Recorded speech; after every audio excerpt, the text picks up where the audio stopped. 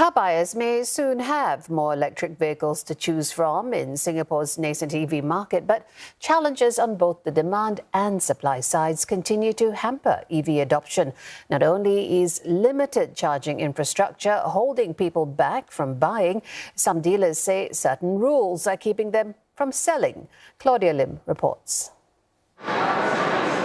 This is South Korea's best-selling electric vehicle. And the fast-charging, mid-sized crossover SUV isn't now just on sale in Singapore, it will also be produced in Singapore. Buyers can now pre-order the Ioniq 5 for cars assembled at Hyundai's new plant in Jurong. Production is slated to begin this quarter.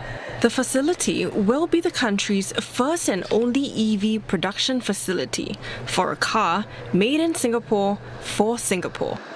We are aiming for 30,000 annual production by 2025 here in Singapore.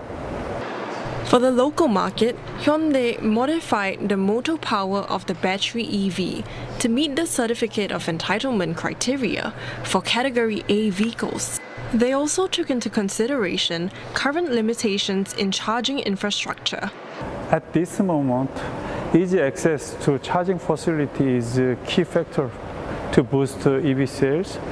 In this regard, we continuously working hard on how we can provide better charging solution, especially to the people who doesn't have a charger at their residential area. But installing enough charging points isn't the only hurdle in Singapore's push for wider EV adoption. On the supply side, third-party car sellers known as parallel importers or PIs are worried they're being left behind in Singapore's road to electrification. They say they are limited in what electric vehicles they can put on the road. Compared to authorized dealers or ADs, this is partly because of how road tax is calculated, pegged to the EV's power rating. We are also encountering some problems like, with the homologation, the registration for EVs, right? So, like some certain models like the Mercedes EQB, we are facing some problems with LTA, in order to get these cars ready for the road. Currently, EV models with dual electric motors require proper documentation from manufacturers to confirm their power rating.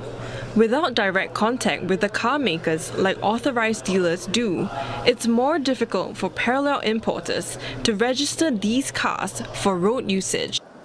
EV options are quite limited for parallel importers like us, and we do hope for better support in terms of clarity on importing rules. Hesitancy over EV adoption is also hitting parallel importers harder, even if their prices are generally more competitive. They say because of the relatively new technology, many buyers prefer to purchase from authorized dealers and are willing to pay a bit more for the warranty and support they offer. The Vehicle Traders Association is looking to the Land Transport Authority and the National Environment Agency to help level the playing field. But roadblocks are mounting.